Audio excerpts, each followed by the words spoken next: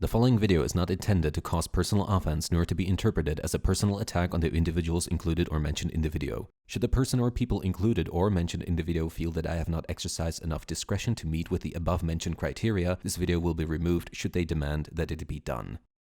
For the sake of keeping up with continuity, it is highly recommended that you watch the video titled New World Boss Rextroy - Origin Story before watching this one. If you have already done that, then I apologize for wasting your time. Enjoy.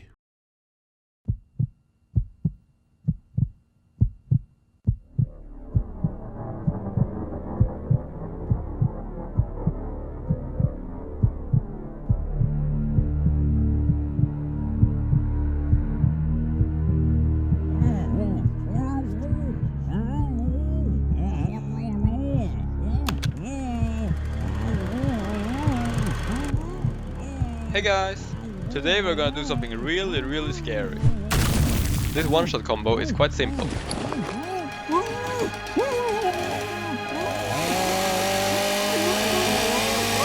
Hey, fuckface! Leave him be. Jesus Christ, dude, calm down. Hey guys, that was a lot of damage. Brace yourself!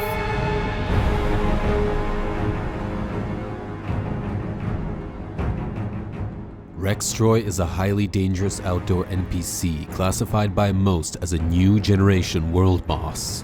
The main distinguishing feature that sets this boss apart from the rest is that despite years of existing, Rextroy has yet to be beaten.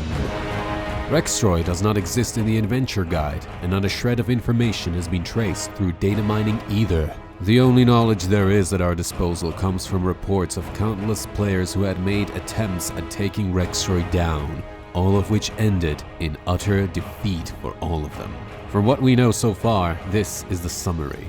Rextroy's abilities revolve around survival, which pushes the encounter to great lengths. Rextroy's mechanics are simple by design. Rextroy's skill set involves abilities that range between trivial and lethal. This can be split into three categories: the baseline, which are Rextroy's bread and butter abilities; the build-up, which are Rextroy's prerequisites for dishing out one-shot combos; and finally, the wrap-up, which are abilities enabled by the build-up phase, and 99 out of 100 times lead to instant death. There are no true phases, but 2 intermission phases. Ads spawn every 30 seconds. There are 6 types of ads. Their choice is random. Many things about Rextroy are still shrouded in obscurity. Due to the last point, it is best to view this video as a compilation of facts and guidelines, rather than an all-encompassing strategy guide. Rextroy's core identity is that of a protection paladin archetype. We all know that protection is superior. Witnesses say that Rextroy's protection paladin arsenal consists of the following abilities: Judgment, Adventurous Shield, Word of Glory, Shield of the Righteous, Hammer of Justice, Rebuke, Ardent Defender, Avenging Wrath, Guardian of Ancient Kings, Divine Shield, Divine Steed, Lay on Hands, Blessing of Protection, and Blessed Hammer. It is worth stressing the importance of Word of Glory, as it is the crux of the encounter. With this ability, Rextroy actively punishes raid groups with low DPS output. In this case, the healing must be outdamaged. There are no two ways about it. Another mention goes to Rebuke. Using this ability, Rextroy prioritizes casters who are in the midst of their burst rotation, with abilities such as Incarnation of a Loon or Combustion active. If these are not valid targets, Rextroy will aim to interrupt healers instead. Make sure both parties stay away from the boss's melee. Outside of its toolkit, another point worth mentioning is that Rextroy engages in behavior that defies typical criteria of world bosses. You see, Rextroy will switch targets if his current target receives a significant damage reduction effect, and will also use Guardian of Ancient Kings when at least half of the players fighting him receive a bloodlust effect, similar to the Jaina encounter in Battle of Dazar lore. When this happens, wait out the Guardian buff for 8 seconds before overlapping your bloodlust with other abilities. The next lineup of abilities falls under the ramp up or /build up category, whichever way you prefer to call it. These are the ingredients with which Rextroy may perform a deadly combo so as to perform a one-shot. Information on this topic was scarce until now, largely owing to the feedback provided by a certain popular player from Europe of Irish origin. Communication with this player had to be kept brief, however, as this person often and with inflated zeal insists that his information changes everything before attempting to slip through mentions of Skillshare, NordVPN by use of clever wordplay. We have decided to keep the identity of this person anonymous out of respect. With each critical strike that Rextroy suffers or his allies, which I shall touch on later, he gains a stack of Reckoning.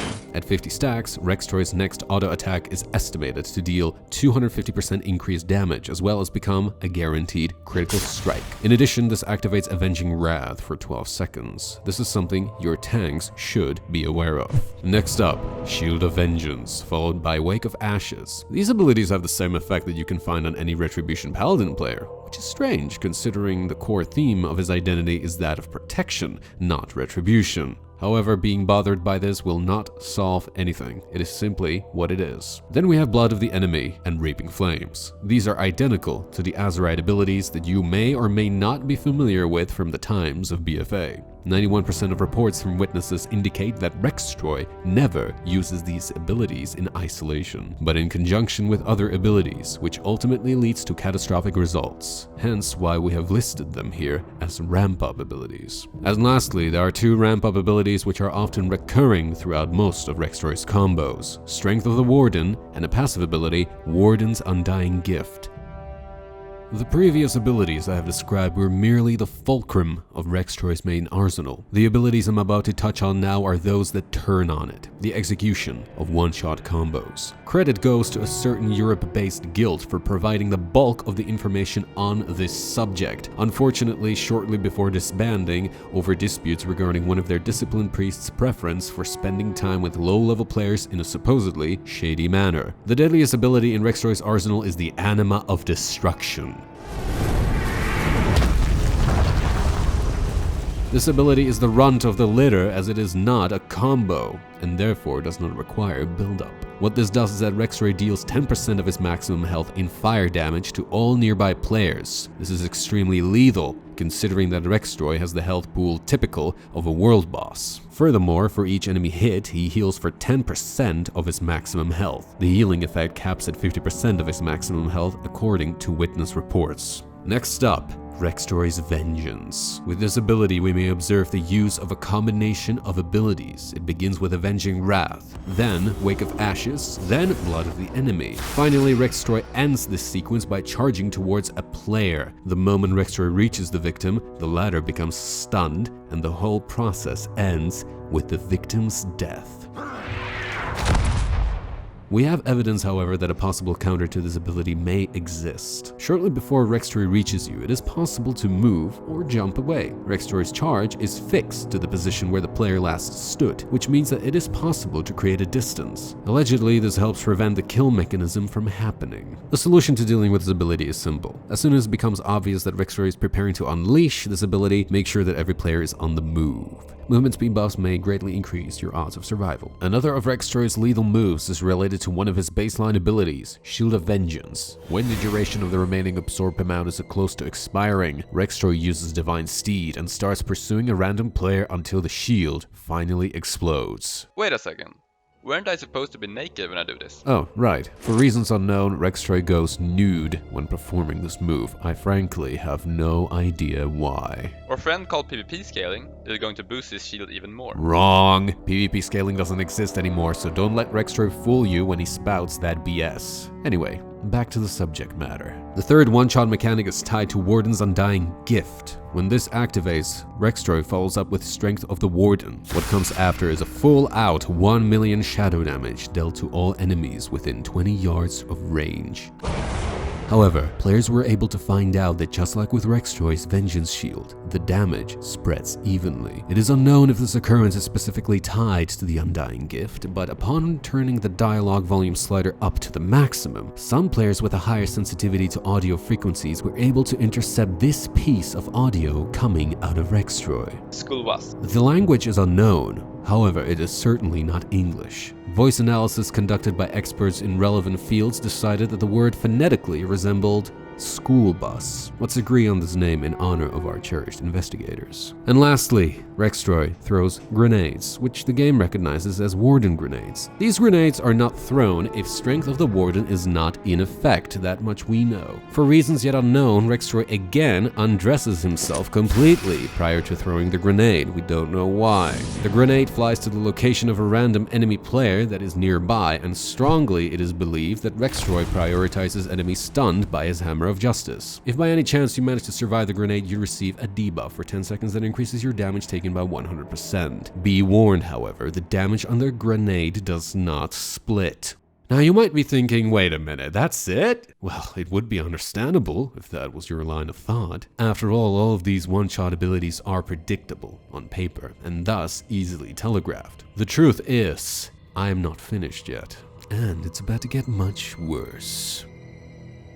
The previous abilities I have described were the lever that turns Rextroy. The ones I'm about to describe now is what lubricates his gears. If nothing that I have covered thus far hasn't convinced you of Rextroy's destructive potential, you might want to listen to this, because once these foul creatures come into play, everything turns into a fierce trial of speed, agility, and focus. The mysterious belly toes are Rextroy's noxious spawn. Though harmless on the outside, it is within their heart that lies the putrid source of Rextroy's strength. Periodically throughout the encounter, Rextroy scatters these amphibian critters across the battlefield, and the instant they land, Rextroy will proceed to do the unimaginable. He will attempt to immediately slaughter every toad there is. But why? Why would he do this to his own spawn? It is simple. For each toad that Rextroy kills, his power skyrockets, increasing his damage done by a whooping 260%, as well as his healing done. And it gets worse, his damage taken decreases by 98%. This buff has a duration of 20 seconds, enough time to not only reset the fight due to the insane healing buff and the damage taken decrease, but the damage alone is enough to destroy many players, if not wipe them. How do you counter this? A very good question. No gimmicks, no neat tricks, no complex mechanical executions, just you. Godlike reflexes, milliseconds worth of reaction time. You can't afford to let distractions get the best of you. As soon as Rextroy tastes the blood of his own toads, yours will be the one pouring next. So you better play your A game. We do not know exactly how this subject is related to the course of the encounter, but it has been noted that many of the reports gathered on Rextroy's combat through output were teeming with superstitious rumors of some dark anomaly emerging at unspecified periods, supposedly affecting the encounter in strange ways. When this enigmatic phenomena comes to play, Rextroy's visage turns dark with a scarlet hue, almost as if he were possessed. The outcome of this occurrence is set to impact the boss's behavior patterns in the following ways. Rextroy begins to prioritize healers with Avenger's Shield once he's possessed. This results in a 3-second silence. The cooldown on the strength of the Warden supposedly resets as well, and in most cases the encounter endures a series of glitches, supposedly 2 forms of them. On the surface, the way these glitches behave and act appears reminiscent of a familiar mechanic from a bygone age, Nefarian, specifically his class-focused abilities from Blackwing Lair. Here is an unconfirmed list of all of them in Rextroy's arsenal. Death Knights. For each Death Knight player in combat with Rextroy, a pair of zombies spawn at the corpse of every dead player in the area. The radius of this effect is unknown, however the zombies pursue random players so as to explode for lethal amounts of nature damage upon collision. Demon Hunters. The effect on Demon Hunters is as of yet unknown,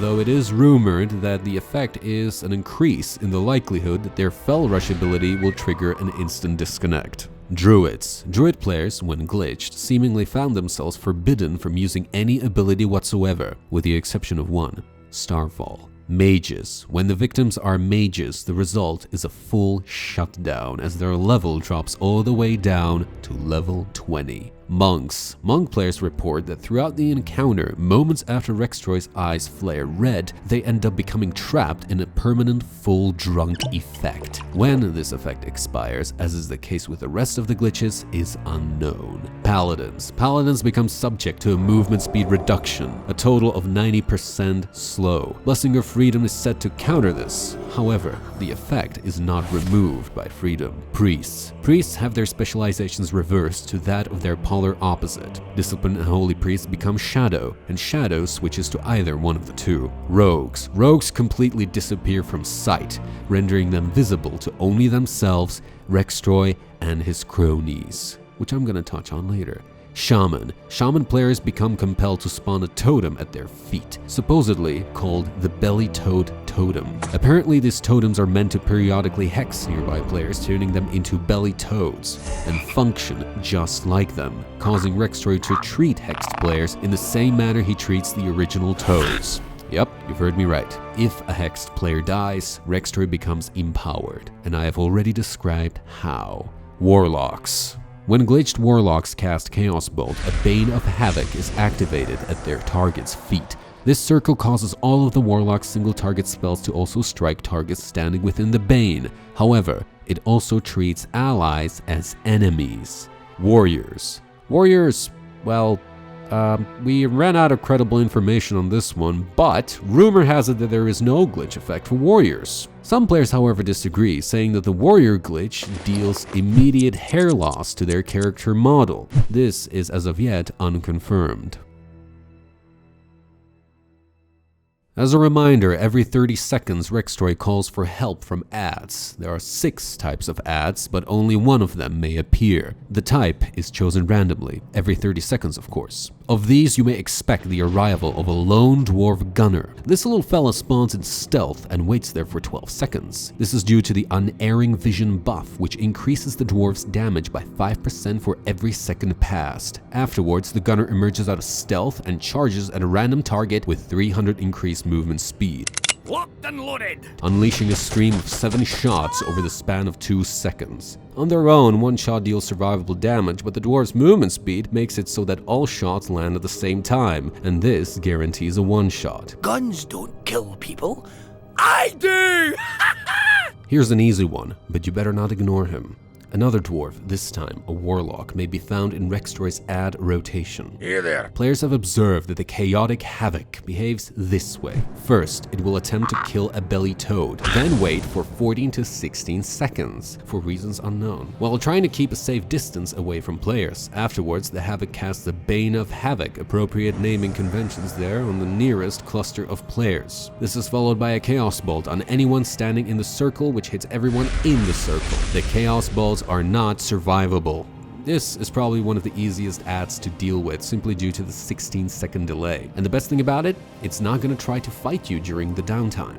Instead, it's just going to run away. Make use of that. The third group of ads in the lineup is in fact a single ad. How you doing? The aptly named Rexiona bears resemblance to the boss's name. Though the lore on this subject is unknown, maybe it's his consort? Who knows? Nevertheless, the design behind this ad is downright ridiculous. It is a level 20 ad. Yes, a level 20 ad. And on her own, she does absolutely nothing. Well, that's not true. Actually, she casts Flurry, but from a level 20 ad, that is nothing. Basically 0 damage. This changes. The instant Rexiona is within range of Rextroy, supposedly 20 yards, because this is when Rexiona gains 300 increased haste and 1000 increased damage dealt.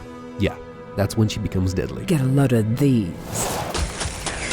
The fourth group of ads is an elite squad that consists of 5 druids. These feathered creatures swoop into the area and upon landing enter stealth with Starfall on. The druids roam the battlefield stealth with Starfall on, dealing absurd amounts of AoE damage, and the only way to counter this, spam AoE, because you've got to find them. Keeping a demon hunter out of combat to track the druids might be a good idea. Next up, the Cardiac Police. This is a squad of 7 Death Knights. Their damage is considerable, but not capable of one-shot potential. However, these guys always stay stacked and try to put themselves in the midst of as many players as possible. For a very good reason, because this is because of their hard stop aura, which is the same as the DK PvP talent. Decreases cooldown recovery of abilities by 30% to all enemies within 8 yards. Yes, the aura stacks. There is an Achilles heel that accompanies every large group of players in the midst of an outdoor encounter: chaos and disorganization. However, with the way that players have grown over the years, it has become proven that the longer an encounter drags out, or threatens to take longer if mechanics are not respected, players are very likely to adapt and eventually take the boss down. Now, whoever or whatever it was that brought this boss to life, it is clear that they knew what they were doing. And they knew it very well. Behold, the most unorthodox, the most bizarre of abilities in a world boss's toolkit yet, the Grand Arena. This ability is used at 66% and 33% of health. When Grand Arena comes into play, Rextroy suspends all combat and teleports away to Orgrimmar's Ring of Valor. The other side of the arena becomes littered with another group of 40 players, randomly or perhaps handpicked by Rextroy himself from across all corners of Azeroth. These groups of 40 are permitted only one way to tread: the annihilation of the other group. The winning group gets to either take the place of those who previously fought Rextroy or simply continue fighting Rextroy. However, the losing side will be banished and cannot engage Rextroy in combat for 1 hour. And herein lies the fulcrum upon which Rextroy's power swings. It is evident that the encounter is designed to commit players to a test of pressure and focus, and by use of the Grand Arena, they either break or persist.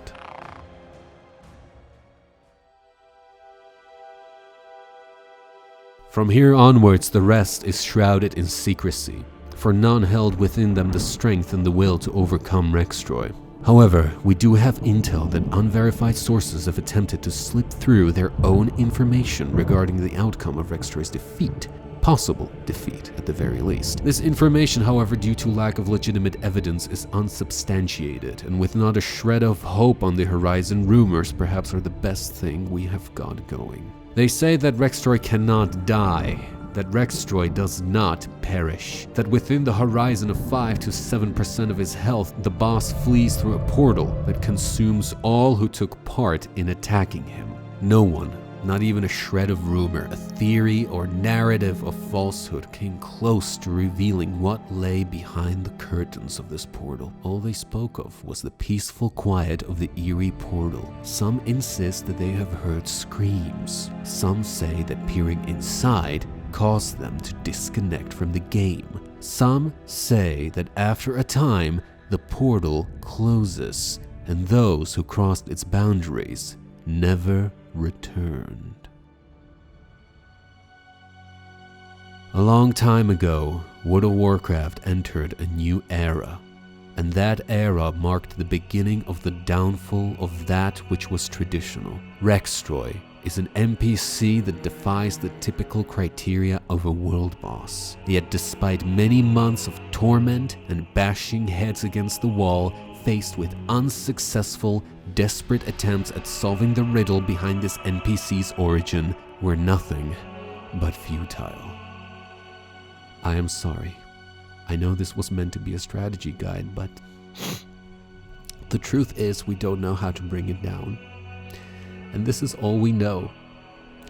I gave you what I could out of faint hope that whatever knowledge there was to spare will be enough to help to give you or someone finding the true way of defeating him. But we've been waiting, and we've been waiting, and we've been waiting again. And it looks like we'll be waiting for a long time. I don't want to say we're gonna wait forever, but I'm afraid we have no choice. For God's sakes, if somebody doesn't do anything about this, then the game's done for, and I don't want WoW to die. Wait a minute. Apparently something's happened.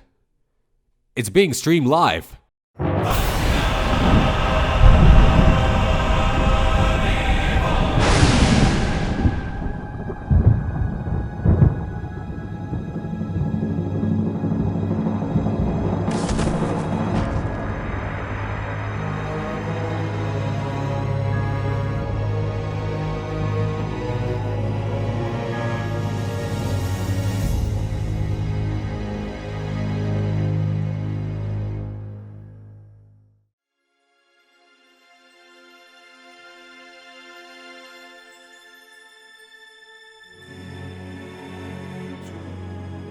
Yes, ladies and gents, you've heard it right. The impossible has happened. The terror of Durotar has been destroyed, and World of Warcraft is, For years, at long we have last, struggled free. with no sign of light on the horizon, but everything changed. We can all be proud. As one writer once put it, all saints can do miracles, but few of them can keep the game alive. As of today, it looks like World of Warcraft has found its saints, ladies and gents.